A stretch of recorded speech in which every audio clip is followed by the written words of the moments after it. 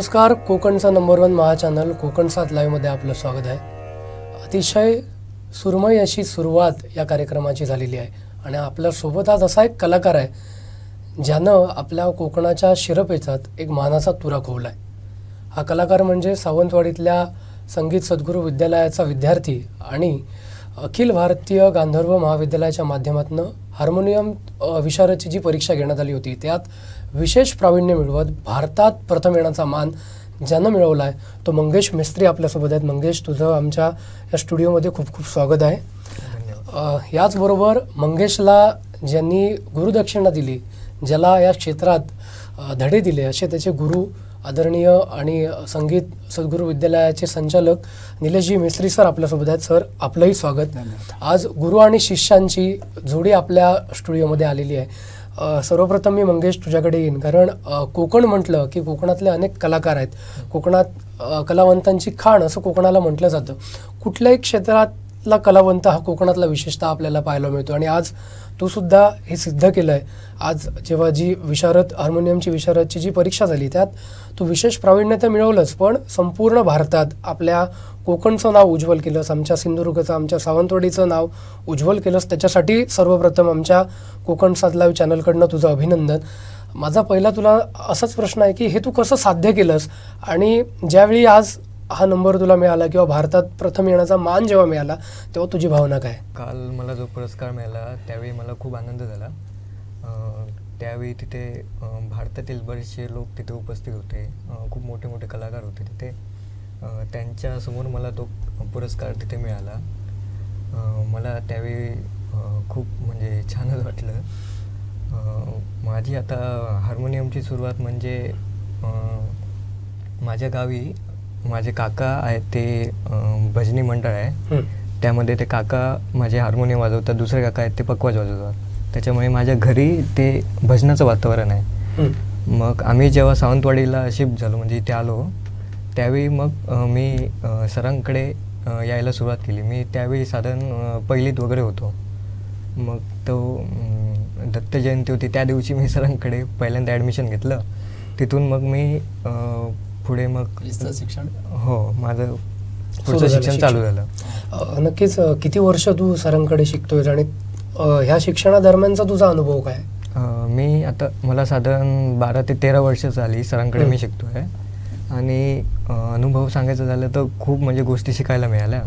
लहानपणापासून असल्यामुळे सरांसोबत राहायला मिळालं. त्यांचं म्हणजे हार्मोनियम कसे वाजवतात, सुरुवात म्हणजे कशी ठेवतात, कसं बसायचं, काय करायचं, ते सगळं त्यांच्याकडून जवळून पाहता आलं. त्यांची आता हार्मोनियमची जी स्टाईल आहे ती स्टाईल आम्हाला बघता आली. त्यांची बोटांची जी टचिंगचा भाग असतो तो कसा करावा हे त्यांनी आम्हाला जवळून शिकवलं. त्याची बऱ्याचशा गोष्टी आहेत त्यांनी आम्हाला तिथे शिकवल्या आहेत आणि 12-13 वर्षात आम्ही खूप काही त्यांच्याकडून शिकलो. नुसतं हार्मोनियम वाजवायचं नाही तर कार्यक्रम कसा करायचा, मॅनेजमेंट कसं असतं कार्यक्रमाचं, काय काय मदत केली पाहिजे, काय केलं पाहिजे, काय नाही केलं पाहिजे, ते सगळं तिथे शिकायला मिळालं. लहान असल्यापासून म्हणजे तिथे हार्मोनियमसाठी विद्यार्थी होते, त्याशिवाय गाण्यासाठी वगैरे होते. त्यामुळे आमचं व्हायचं की कसं आम्ही हार्मोनियम सोलोचं पण प्रॅक्टिस करायचो, त्याशिवाय आम्ही साथीला पण बसायचो. त्याच्यामुळे 12-13 वर्षात आम्हाला ते सगळी साथीचा अभ्यास पण करता आला. त्यामुळे सरांसोबत बसून म्हणजे गाणं समजायला लागलं. मी गात नसलो तरी मला गाणं समजायला लागलं ते. त्यामुळे हार्मोनियम वाजवताना ते सोपं पडायला लागलं. बरोबर. आता या सगळ्यात तुझ्या घरच्यांचा पाठिंबा तुला कसा होता? कारण कलाक्षेत्रात एखादा कलाकार जेव्हा पुढे जात असतो तेव्हा घरनं पाठिंबा असणं पण खूप महत्त्वाचं असतं. तू उल्लेख केलास की तुझे काका असतील, ते सुद्धा संगीत क्षेत्रात आहेत, तर त्यांचा किंवा तुझ्या आई वडिलांचा तुला पाठिंबा कसा होता? आई वडिलांचा पाठिंबा मला लहानपणापासून होता, कारण सुरुवात त्यांनीच मला तिथे ॲडमिशन घ्यायला लावलं होतं. सुरुवातीला मला तशी काय खास आवड नव्हती, त्यांच्यामुळेच मला आवड निर्माण झाली. आणि लहानपणापासून म्हणजे बाबांना पहिली तबल्याची आवड आहे, त्याच्यामुळे ते आधी तबला वाजवायचे, पण नंतर त्यांना ते कंटिन्यू करता आलं नाही. त्याच्यामुळे त्यांनी मग मला सरांकडे पाठवलं. त्यानंतर मग तिथे गेल्यानंतर मी पेटी शिकायला लागलो. मग तिथून ते सगळं माझं पुढे सुरू झालं. नक्कीच सर, मी तुमच्याकडे येईन, कारण असा विद्यार्थी जो तुमच्याकडे गेली 10 वर्ष 12 वर्ष शिकतोय आणि हे शिकत असताना आज अगदी देशात नावलौकिक प्राप्त करतोय, तर एक ह्याचे गुरु म्हणून तुमची भावना काय? काय आहे की मंगेशसारखे कितीतरी विद्यार्थी माझ्या हातून आतापर्यंत गेले मी 1998 पासून मी ह्या विद्यालयामध्ये वडिलांच्या नंतर म्हणजे वडील त्यावेळी होते पण वडिलांच्या बरोबरच मी ते काम सुरू केलं वडिलांबरोबर. आणि ते करत असताना अगदी म्हणजे मी ॲक्च्युली हार्मोनियमचा विद्यार्थी तसा म्हणजे गाण्याचं तसं मी गाणं खूप ऐकलं होतं वडिलांकडे पण स्पेशल जसं गाणं मी केलं नव्हतं. पण वडील गेल्यानंतर मग 2010 नंतर विशेषतः मी या सगळ्या गोष्टीमध्ये मी पूर्णतः जबाबदारीच ती माझ्यावर आली. आणि नंतर मी जबाबदारी मला वाटतं माझ्याकडे मंगेश 2009 किंवा 2010-11 ह्या आसपास मंगेशने ॲडमिशन घेतलं.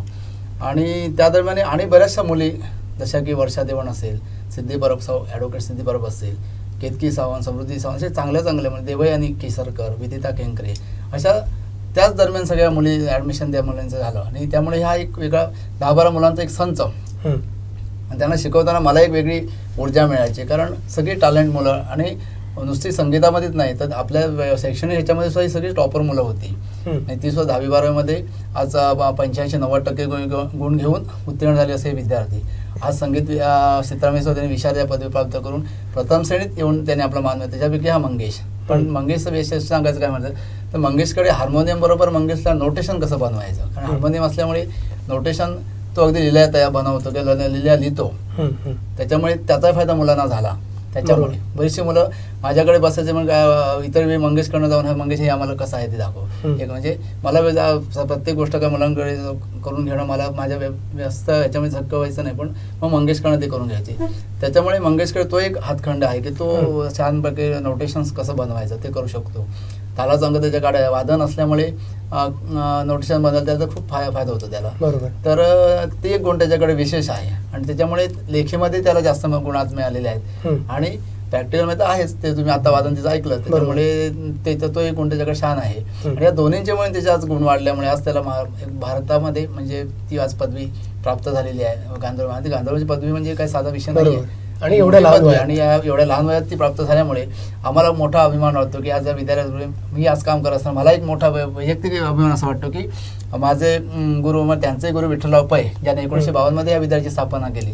त्यांच्या 1972 नंतर वडिलांनी ती धुरा सांभाळली आणि 98 नंतर मी आज सांभाळतो. ते सांभाळत असताना मला एक अभिमान हा वाटतो की जे काय त्यांनी कार्य केलेलं आहे विद्यालयाचं जो काय वृक्ष जे काय रोप लावलं होतं त्याचं वटवृक्षात रूपांतर होत असताना अशा प्रकारचे विद्यार्थी आज विद्यालयात घडत आहेत.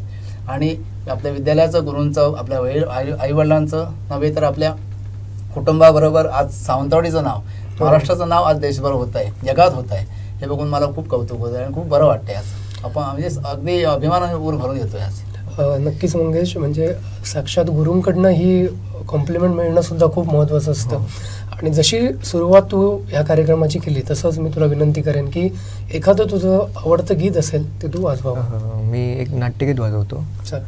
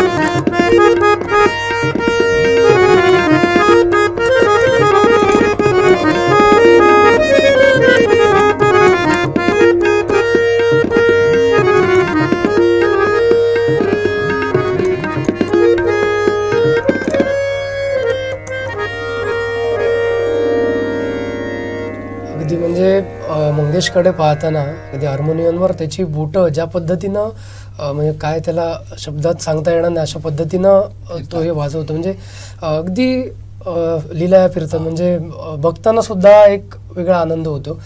नक्कीच सर, याच संदर्भात मला तुम्हाला विचारायला आवडेल, कारण मी मंगेशला जेव्हा विचारलं की तुला घरचा कसा पाठिंबा होता, कारण एक कलाकार म्हटलं किंवा एखादा विद्यार्थी जेव्हा कला क्षेत्रात असेल किंवा कुठल्याही क्षेत्रात असेल तर त्यावेळी घरनं सुद्धा तेवढाच पाठिंबा मिळणं गरजेचं असतं. आज अभ्यासाच्या या सगळ्या जगात त्याचबरोबर संगीत असेल, क्रीडा असेल, इतर क्षेत्रात सुद्धा प्रावीण्य मिळवणं आणि त्या विद्यार्थ्यांना तेवढा स्कोप देणं हे पण पालकांचं खूप मोठं कर्तव्य असतं आणि त्यात सगळेच पालक यशस्वी होतात असं नाही. तर तुम्ही काय सांगाल याबद्दल की पालकांनी कसं काय यातनं शिकावं, कारण आज मंगेशसारखं एक उदाहरण त्यांच्यासमोर आहे.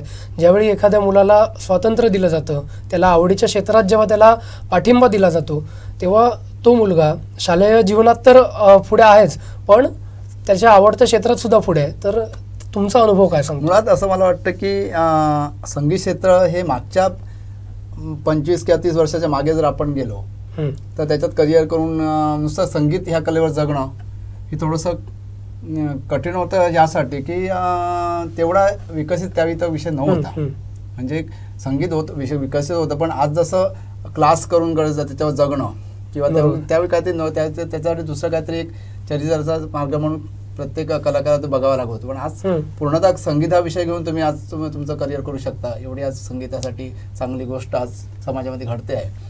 आणि मंगेशसारख्या विद्यार्थ्यांना मला असं सांगावं लागेल की आज जे याच्यामध्ये करिअर करू इच्छितात विद्यार्थी, त्यांनी जर चांगल्या प्रकारचं जर शिक्षण आज तुम्ही म्हणजे तुमचं वाद्य असेल किंवा गायन म्हणजे प्रत्येक जी कला असेल त्याच्यामध्ये तुम्ही जर चांगल्या प्रकारे जर तुम्ही कलाचा आत्मसात केली, चांगल्या गुरूंचं मार्गदर्शन घेतलं, तर आज तुम्ही त्याच्यामध्ये तुमचं करिअर निश्चित करू शकता. आज आम्ही स्वतः मी वैयक्तिक त्या विषयावर जगतो आहे. त्यामुळे मला असं नाही वाटत की संगीत नुसतं करून तुम्ही जगू शकत नाही. तर मला पालक किंवा सर्व संगीत क्षेत्राची जी माणसं त्यांना हे सांगू इच्छितो की आज संगीताला एवढी आज मान्यता प्राप्त झालेली आहे की आज संपूर्ण जगावर आज हे संगीताचं राज्य चालतं. आणि त्याच्यामुळे संगीतामध्ये आज करिअर करण्यासारखी आज गोष्ट आहे, करू शकतो आपण. फक्त ते करण्यासाठी त्याने पूर्णतः चांगल्या गोष्टीचं मार्गदर्शन, चांगल्या गुरूंचं मार्गदर्शन घेणं हे गरजेचं आहे. लक्षात घे, आज 10वीत मुलं गेले किंवा 12वीत मुलं गेल्यानंतर आपले पालकवर्ग आहे ते बंद करतात. सांगा आता सर मला फोन येतात की सर असं माझा मुलगा 10वीत गेला की 12वीत गेला, त्याच्यामुळे आम्ही 1 वर्ष बंद ठेवू किंवा 1 वर्ष आम्ही गॅप घेतो. तर मी त्यांना असं सांगू इच्छितो की मला वाटतं की संगीत हे असं एक माध्यम आहे की तुम्हाला थोडंसं माइंड फ्री होण्यासाठी, मुलांना थोडंसं त्याच्यातनं म्हणजे अभ्यास किंवा त्याच्यातनं बाहेर थोडंसं रिलॅक्स होण्यासाठी संगीत हे खूप छान आहे. आणि दोन्ही विषय तुम्ही एका वेळेस हातो. माझ्याकडे असे किती विद्यार्थी जरी आज मंगेशवर त्याचं एक उदाहरण आहे, त्याने सुद्धा एका वेळी आपली शालेय पदवी पण प्राप्त केली आणि संगीत विषयाची ही पदवी पण त्यांनी प्राप्त केलेली आहे. असं नाही की त्यांनी गॅप घेतला. तर एक त्याचं उदाहरण आहे. आणि पण अशी उदाहरण माझ्याकडे किती आहेत मुलं की ज्यांनी एका वेळी ॲट अ टाइम 10वीमध्ये 12वीमध्ये ॲडमिशन चालू असताना म्हणजे परीक्षा हे चालू असताना अभ्यास चालू असताना त्यांनी संगीतचा हा विषय बंद न ठेवता तिथे मी पदवी प्राप्त केले आणि त्याच्यामध्ये सुद्धा प्रावीण्य प्राप्त केलेलं आहे. आणि तिथे आपल्या शालेय याच्यामध्ये सुद्धा त्यांनी आपले नाव मोठं केलेलं आहे. तर त्याच्यासाठी काही ते एक 10वीमध्ये किंवा 12वीमध्ये गॅप घ्यायला पाहिजे किंवा त्या ठिकाणी बंद ठेवा असं काय मला वाटत नाही. तर त्याच्यावर निश्चित पालकांनी याचा विचार केला पाहिजे. नक्कीच हाच प्रश्न मंगेश तुला असेल, कारण तू एक उदाहरण आहेस. तुझ्या समोरच्या मित्रांसाठी असेल, तुझ्या बरोबरच्या बॅचसाठी असेल किंवा येणाऱ्या पिढीसाठी असेल, तू कसं काय साध्य केलं? ही तारेवरची कसरत होती खरं तर. म्हणजे अगदी 10वी-12वी पर्यंतचं शिक्षण तू केलं आणि आता पुढचं शिक्षण पण तू घेतोय. तर हे कसं तू साध्य करतोय? कारण एकीकडे विशारद असेल, अलंकारची पण आता तू पुढे परीक्षा देणार आहेस. तर दोन्ही अभ्यास कसा तू साध्य करतो? दोन्ही गोष्टींना वेळ कसा देतोस? दोन्ही गोष्टींना वेळ द्यायचा म्हणजे मी अभ्यासाचा जो करायचा असतो म्हणजे शाळेचा वगैरे तो मी हे प्रॅक्टिस वगैरे झाल्यानंतर रात्रीचा करतो. त्याच्यामुळे रात्री वेळ असतो आणि त्याच्या आधी मी पूर्ण काय कामं असतात ती करतो. मग त्याच्यात दमलो वगैरे तर मी पेटी वाजवायला घेतो. मग ते माइंड फ्रेश होतो त्यामुळे.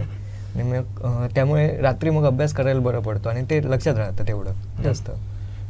तसंच मी मग 10वीत वगैरे अभ्यास केलाय, 12वीत तसाच अभ्यास केलाय. म्हणजे त्याचं थोडक्यात काय म्हणायचं, नियोजन जर तुमचं व्यवस्थित असेल, बरोबर, पूर्वीपासून पहिल्यापासूनच जर नियोजन तुम्ही म्हणजे मी एवढा वेळ ह्याच्यासाठी देणार आहे, माझा अभ्यासाचा असा वेळ असेल, याचं पूर्ण नियोजन जर तुम्ही व्यवस्थित ठेवलं तर मला वाटत नाही की तुम्ही इथे दोन्ही गोष्टी तुम्ही एका वेळी हातवू शकता. नाही असं नाही. बरोबर. काय पूर्ण वेळ आता अभ्यास करता म्हणजे काय मुलं 24 तास अभ्यासामध्ये नसतात निश्चितच, बरोबर की नाही. जे काही पालक सांगतात की त्याच्यासाठी म्हणून काही गॅप घेतात ती काय म्हणून टोटली काही मुलं टॉपर करत असते, मी नाही असं नाही, पण त्याच्यापैकी बरीचशी मुलं गॅप घेऊन सुद्धा टक्केवारी कमी आलेली आहे असे पण मुलं दिसतात की त्याने इथे मुलांनी संगीत 1 वर्ष बंद ठेवलं आणि तिकडे चांगले टॉपर आहेत असं पण नाही, असे पण विद्यार्थी आहेत. मग माझं तर असं म्हणणं आहे की त्यांनी एका वेळी त्याचं जर टाइम टेबल पालकांनीच मुलांना घालून दिलं आणि तू हे पण करायचं आहे आणि हे पण करायचं आहे. असे विद्यार्थी असतील पण तुमच्याकडे, म्हणजे मंगेश तर आहेच. मंगेश आहे माझ्याकडे, त्यावेळी एक कालेलकर म्हणून एक मुलगी यायची माझ्याकडे त्यावेळी, ती टॉपर मुलगी होती. तिने विशारद त्यावेळी एका वेळी केलं, विशारद आणि 10वी एका वेळी केलं त्या मुलीने, अशी म्हणजे माझ्या पहिल्या बॅचची मुलगी त्यावेळी. ती विशारद झाली. नंतर आता माझ्याकडे समृद्धी सावंत आहे की मग अशी नाव घेतली की किंवा ह्या सगळ्या मुली एका वेळी तसे इकडे ग्रॅज्युएशन 10वी 12वीचा अभ्यास आणि त्याच्यानंतर त्यांनी इथे विशारद हे केलेलं आहे आणि ती टॉपर 95-90 अशा गुणांनी पास झालेली, टक्क्याने पास झालेली मुलं आहेत. म्हणजे असं नाही की आपण ते करू शकत. बरोबर. आणि पालकांनी त्याला, पालक सुद्धा त्याला प्रोत्साहित करतात मुलं की नाही तुम्ही, आम्ही सर म्हणतात म्हणजे आमचे खानोलकर म्हणून काय मधुरा खानोलकर एक दुसरी मुलगी, तर त्याचे पालक मला म्हणाले की सर नाही हिचं एका वेळी आम्ही म्हणजे ते पण चालू ठेवणार आहे मी आणि हे पण काय, त्यामुळे ते हे क्लास बंद ठेवायचा नाही मला चालू ठेवणार असे पण पालक आहेत सांगणारे. त्याने ते बघितलेलं आहे काय चालतं ते क्लासमध्ये, लक्षात आलं की त्यांना सुद्धा एक खात्री झाली की नाही आपण बंद ठेवायची काही गरज नाही, हे होऊ शकतं. नक्कीच. एक काळ असा होता की कलेला राजाश्रय होता आणि मागे सुद्धा तुमच्या एका कार्यक्रमामध्ये जेव्हा सावंतवाडीचे युवराज आले होते तर पूर्ण कार्यक्रमात ते बसताना आम्ही पाहिले होते.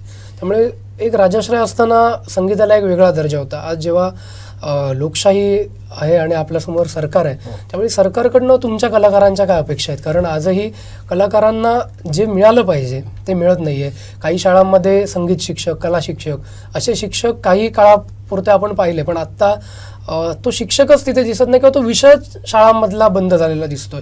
तर एक संगीत शिक्षक म्हणून तुमची काय अपेक्षा सरकारकडनं आहे? मुळात कसं आहे की माझं विद्यालय प्रायव्हेट चालतं आता, त्यामुळे प्रायव्हेट चालू असताना मला ज्या काही अडचणी येतात ते मला माहिती आहेत की किती म्हणजे आर्थिकदृष्ट्या एखादा प्रोग्राम करायचा झाला किंवा एखाद्या मुलांना काहीतरी वेगळं काहीतरी आपल्याला द्यायचं तर आम्ही तिथे कुठेतरी कमी पडतो आर्थिकदृष्ट्या. प्रत्येक कुठेतरी कोणाला तरी डिपेंड राहावं लागतं. म्हणजे कोणत्याही समाजातला एखादा जो आर्थिक सबल असलेला घटक असतो त्याच्याकडे जाऊन कुठेतरी आम्हाला ती मागणी करावी लागते. किंवा आता बँकांनी पण ते देण्याचं बंद केलं. पूर्वी सांस्कृतिक विभाग बँकेकडे होतो सो त्यांनी आता बंद केलेला आहे. आणि गव्हर्नमेंटकडे म्हणाल तर गव्हर्नमेंटकडे आपल्याकडे त्याच्यासाठी काही वेगळे फंड नाहीच आहे. जसं गोवा गव्हर्नमेंटकडे जसं फंड्स आहे की त्याच्यासाठी सांस्कृतिक विभागासाठी वेगळा फंड्स आहे, तसं आपल्याकडे इथे तरी असेल तर मला माहिती आहे, पण माझ्या माहिती तरी नाही. कारण आमच्याकडे आतापर्यंत आम्ही एवढे प्रोग्राम केले तर कुठेही आम्हाला तो फंड्स दिसला नाही की मिळाला नाही. तर त्यासाठी आज आमचे दीपकबाई इथले आपले इथले पुत्र आहेत आणि शिक्षण मंत्री आहेत. तर मी त्यांना ह्या मुलाखतीच्या माध्यमातून सांगू इच्छिन की त्याने ह्यासाठी निश्चित प्रयत्न करावेत. आणि आज सिंधुदुर्ग जिल्ह्यामध्ये कितीतरी विशारद अलंकार झालेली टॅलेंट मुलं आहेत जी आज प्रायव्हेट क्लासेस घेऊन आपलं चरित्राचं चालवत आहेत किंवा कसं तरी आपला गुजारा करतायत. तर त्यांना कुठेतरी ह्या सगळ्या गोष्टी त्यांनी ह्यासाठी काहीतरी विशेष प्रयत्न करून जिल्ह्यात नव्हे तर महाराष्ट्रातील सगळ्याच ह्या संगीत क्षेत्रातील लोकांसाठी त्यांनी विशेष प्रयत्न करावे की जेणेकरून त्यांचा जो अर्थार्जनाचा विषय आहे, कारण प्रायव्हेटमध्ये काय होतं की त्यांना एक सिक्युरिटी राहत नाही बरोबर कायमस्वरूपी. तर ती कुठेतरी त्यांना कायमस्वरूपी सिक्युरिटी त्याच्यातनं जर मिळत असेल किंवा मिळून देऊ शकत असतील तर त्यांनी त्याचे निश्चित प्रयत्न शासनाच्या मार्फत झाले पाहिजेत की ज्याच्यामुळे त्यांना एक स्थिरता येईल त्यांच्या आयुष्याला, समजले. तर आज ती स्थिरता नाही आहे असं वाटतंय मला. आणि आज प्रत्येक शाळेत आहेत ते शिक्षक सुद्धा ते कमी करण्याच्या म्हणजे पायथ्यावर आहेत. आणि जे शिक्षक संगीत शिक्षक होते ते रिटायर झाल्यानंतर परत काय तिथे नवीन जागा त्या भरल्या गेल्या नाहीत. बऱ्याच शाळेमध्ये ती परिस्थिती दिसते आहे. पूर्वी कसं होतं आम्ही जेव्हा शिकवतो त्यावेळी काही शिक्षक होते ते म्हणजे संगीत शिकवायचे किंवा PE वगैरे ते असं होतं. ते आज ते कुठेतरी ते दिसत नाही आहे शाळांमध्ये गेल्यानंतर. आणि तो कुठेतरी संगीताचा दर्जा कुठेतरी शाळांमध्ये गेल्यानंतर घसरलेला दिसतो. तर त्यासाठी ते प्रयत्न व्हायला हवेत आणि निश्चितच व्हायला पाहिजेत. कारण आज नवीन पिढी आज खूप चांगली आहे. आज म्हणजे स्पर्धांच्या माध्यमातून जेव्हा आम्ही जिल्ह्यामध्ये फिरतो किंवा बघतो त्यावेळी चांगलं गेल्या 25 वर्ष म्हणजे मागची 25 वर्ष आणि आताचा जो काळ आहे तो खूप सुधारलेला वाटतो. म्हणजे खूप चांगली पिढी आहे आणि खूप चांगलं मार्गदर्शन घेते आणि खूप चांगला टॅलेंट त्या मुलांकडे आहे. आज शास्त्रीय संगीतमध्ये असेल, नाट्य स्पर्धा असू दे, अभंगगायन स्पर्धा, भजन स्पर्धा, या सगळ्याकडे आज चांगला आज मुलांमध्ये प्रगती दिसते आहे. बघून खूप समाधान वाटतं. पण ते समाधान जरी असलं तर त्या मुलांचं कुठेतरी भवितव्य कुठेतरी उज्ज्वल होण्यासाठी गव्हर्नमेंटने त्याच्यामध्ये आपला सिंहाचा वाटा असला पाहिजे गव्हर्नमेंटचा, असं आम्हाला वाटतं. जेव्हा तो राजश्री होता त्यावेळी तो त्यांना मिळत होता. आज तसं काही नाही आहे. कलाकारांसाठी ती मोठी बांधवा आहे. तर त्यासाठी तो प्रयत्न मला वाटतं आम्ही सगळे संगीत शिक्षण जे लोक आहेत त्यानुसार एकत्र येऊन त्यासाठी काहीतरी थोडंसं प्रयत्न केले पाहिजेत आणि शासनाने त्याच्यावर निश्चित पावलं उचलली पाहिजेत असं मला निश्चित वाटतं. नक्कीच मंगेश, एक मोठा सोहळा झाला, त्या सोहळ्यामध्ये तुला बक्षीसही मिळालं. या परीक्षेत तू पहिला आलास आणि भारतात जेव्हा पहिला आलास हे तुला कळल्यानंतर निश्चितच तुला म्हणजे अभिमान तर वाटलाच असेल आणि एक वेगळा त्यावेळीचं माहोल असेल. आज ज्यावेळी तुझं सगळीकडे कौतुक होतं आहे, अगदी तुझे गुरु करत आहेत, कुटुंबीय करत आहेत, समाजातले लोक करत आहेत, तर भविष्यात तुला काय व्हावं असं वाटतं? कारण हे करत असतानाच तू शिक्षणही घेतोस, यातही पुढे अलंकार असेल, ती परीक्षा तू देण्याचा तुझा मानस आहे, किंवा संगीत क्षेत्रात सुद्धा तू वेळ देतोयस मुळात आणि त्यात तुला आवड आहे. तर भविष्यात तुझा उद्देश काय आहे, की बाबा तुला काय बनायचं आहे? काय बनायचं म्हणजे मला हार्मोनियममध्येच काहीतरी करायचं आहे, जेणेकरून ही हार्मोनियम जी माझी चालू राहील म्हणजे. आणि त्याशिवाय मी आता सध्या डिझायनिंगचा वगैरे कोर्स करतो आहे आणि त्याशिवाय माझं कॉलेज चालू आहे. मग त्यानुसार मी डिझायनिंगमध्ये आणि आमचा फर्निचरचा बिझनेस असल्यामुळे मी त्यामध्ये पण थोडं काहीतरी करणार आहे. बरोबर, तिथेही कलात्मक वारसा आहेच. सर, मी तुमच्याकडे येणार आहे, पण कार्यक्रमाचा जो शेवट आहे, मुलाखतीचा शेवट आहे, तो तुझ्या एका आवडत्या गाण्याने किंवा भैरवीने तू करायचा आहे. सर, असे जेव्हा कलावंत आपल्या मातीत घडतात, म्हणजे कोकण ही कलावंतांची खाण म्हटली जाते, आणि मंगेशसारखे जेव्हा कलाकार आपल्या भूमीत जेव्हा घडतात, तेव्हा तुमची एक गुरु म्हणून काय भावना असते? कारण असे गेल्या 25 वर्षात, म्हणजे आता तुम्ही 25 वर्ष संगीत विद्यालयाच्या माध्यमातून जी गुरुदक्षिणा तुमच्या वडिलांकडनं किंवा तुमच्या गुरूंकडनं सगळ्यांकडनं मिळाली, ती तुम्ही तुमच्या शिष्यांना देताय आणि हा वारसा ही मुलं पुढे देणार आहेत. तर त्यावेळी एक गुरु म्हणून तुमची भावना काय असते? काय आहे की आज रियालिटी शो म्हणा की यामुळे पालकांचा एक ओढा बघितला मी, म्हणजे इन्स्टंट पाहिजे असं आहे. म्हणजे आल्या आल्या एक 5-6 महिने झाले की सर त्यांना यायला पाहिजे, ही जी काही भावना आहे ती कुठेतरी पालकांमध्ये जी दिसते आहे. तर पालकांना मी असं सांगू इच्छिन की एकदा तुम्ही क्लासमध्ये नुसतं माझ्याकडे कोणकुठच्याही क्लासमध्ये तुम्ही नुसतं घातलं म्हणजे ती जबाबदारी तुमची झाली नाही असं नाही. तर त्याच्यासाठी जे काही क्लासमध्ये घेतलं जातं ते घरी जाऊन मुलं परत करतायत की नाही, आणि तो योग्य प्रकारचा अभ्यास मुलांकडनं होतो की नाही हे पालकांनी बघणं गरजेचं आहे. आता मंगेश कसा माझ्याकडे आठवडा, मी इथे सावंतवाडीचा माझा क्लास जवळजवळ पूर्ण आठवड्याभर चालतात, त्याच्यामुळे मंगेश बऱ्याच वेळ माझ्याकडे असायचा, त्यामुळे मी त्यांच्या जवळून त्याला मार्गदर्शन करू शकलो. प्रत्येक मुलं काही माझ्याकडे तशी आठवड्याभर येऊ शकत नाही, की माझा क्लास आठवड्यात 2 दिवस चालतो, तर इतर दिवशी ती घरी असतात की आपल्या पाल्यांच्या जवळ असतात. तर त्याच्यामुळे आठवड्यात 2 दिवस आल्यानंतर ती तयारी मला दिसली तर मी पुढे जाणार. बरोबर की नाही? पण ती तयारीसुद्धा योग्य प्रकारे झाली पाहिजे. मग ती तयारी मग मी हल्ली काय करतो की मोबाईलला थोडंसं रेकॉर्डिंग करून देतो, म्हणजे कशाला चुकीचं काय होऊ नये यासाठी. काही गोष्टी मी रेकॉर्डिंग म्हणजे पाल्यांना पण ते घरी जाऊन घेता येईल या दृष्टीने. तर ते पालकांनी ते करून घेतलं पाहिजे आणि ते मुलांनी परत केलं पाहिजे. म्हणजे दोघांना ती आवड पाहिजे, पालकांना पण आवड तर पाहिजे, त्याबरोबर मुलाला ज्याला ते शिकायचं आहे. तशी आज याने मगाशी म्हटलं असं, पहिल्यांदा त्याला आवड नव्हती, पण नंतर त्याला विद्यालयात आल्यानंतर ती आवड निर्माण झाली. संपूर्ण तो सराउंडिंग त्याने बघितला, तिथला जो सगळा आमच्या विद्यालयात जे चालतं ते सगळं त्याने बघितल्यानंतर त्याला वाटलं की अरे हे छान वातावरण, त्याच्यानंतर त्याची आवड त्याला निर्माण. तशी आता माझ्याकडे अशी कितीतरी मुलं आहेत की जे क्लासमध्ये आल्यानंतर आज पुढे पुढे आपलं काहीतरी काम करण्याच्या दृष्टीने पावलं उचलत आहेत, कारण वातावरण तसं आहे विद्यालयामध्ये. आणि पूर्ण वातावरण त्यांना अगदी फ्रीली दिलेलं आहे की तुम्ही हे करा. तुम्हाला अगदी साऊंड लावण्यापासून स्टेज अरेंजमेंट असेल, म्हणजे एखाद्या कार्यक्रमचं अरेंजमेंट असेल, तर संपूर्ण मी त्या मुलांकडे देतो आणि ते मुलं अतिशय छानपणे, छोटी मुलं मोठ्यांकडनं मार्गदर्शन घेऊन ते करतात आणि प्रत्येक कार्यक्रमाचं आमच्याकडे अरेंजमेंट होते. आणि त्या दृष्टीने जे पाल्य आमच्याकडे आतापर्यंत आले ते आतापर्यंत छान शिकतायत आणि खूप त्याचा आनंद घेत आहेत आणि चांगल्या प्रकारे काम करतायत. एक समाजाची बाब मला दिसते आमच्या विद्यालयामध्ये. तर जी नवीन मुलं आहे किंवा जे पालक आहेत त्यांनी सुद्धा या दृष्टीने नुसतं क्लासमध्ये गेल्यानंतर लगेच त्याला यायला पाहिजे किंवा लगेच ते काय कला आहे शेवटी, ते एखाद्याला लवकरही साध्य होईल, एखाद्याला ते आयुष्यभर करूनही होईल, ह्याची काही शाश्वती गुरु देऊ शकत नाही. पण एखाद्याला ग्रास्पिंग चांगलं असतं, एखाद्याकडे प्रॅक्टिसचा विषय असतो, तो भरपूर वेळ दिला गेला तर ते लवकर, आता मंगेशने ते केलं, त्याला ते साध्य झालं. ते प्रत्येकाला साध्य होईल असं नाही आणि प्रत्येकाला होणार नाही असंही नाही.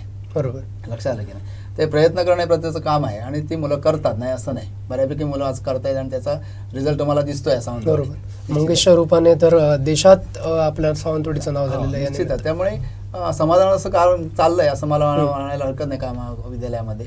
आणि ह्याही पुढे आणि चांगलं काम करण्याची आमची मानस आहे विद्यालयाचा. म्हणजे अलंकार विशारपर्यंत अलंकाराला विद्यार्थी आमच्याकडनं बसावेत आणि 30वा पदवी विद्यार्थ्यांनी पाहावे ह्या दृष्टीने माझे प्रयत्न चालू आहेत. आणि निश्चितच चांगल्या प्रकारे जे काही शिक्षण मला देता येईल, जे काही मुलांसाठी चांगलं काय करता येईल त्या गोष्टी माझे निश्चितच प्रयत्न राहणार आहे. जे गुरुने आमच्याकडे दिलेला आहे, जो काय वारसा आम्ही गुरुंकडून घेतला आहे, तो वारसा पुढे नेण्यासाठी आम्ही निश्चितच तत्पर असतो आणि ते करणार. त्याबद्दल मी शाश्वती या मुलाखतीच्या निमित्ताने तुम्हाला देतो. नक्कीच जे आपल्याकडे आहे ते आपण दुसऱ्याकडे देतो आणि तो दुसरा म्हणजे हा जो वारसा आहे हा फक्त कला क्षेत्रात किंवा इतर क्षेत्रातच आपल्याला पाहायला मिळतो. म्हणजे जी विद्या आपल्याकडे आहे ती आपण दिसत नाही देताना पण ती घेतली जाते. अनुभव मंगेश तसाच एक विद्यार्थी आहे की त्यांनी ती आत्मसात केलेली आहे. मंगेश, खरं तर तुझं खूप खूप अभिनंदन, कारण आज भारतात प्रथम येत तू सावंतवाडीचं नाव तो उज्ज्वल केलं आहे.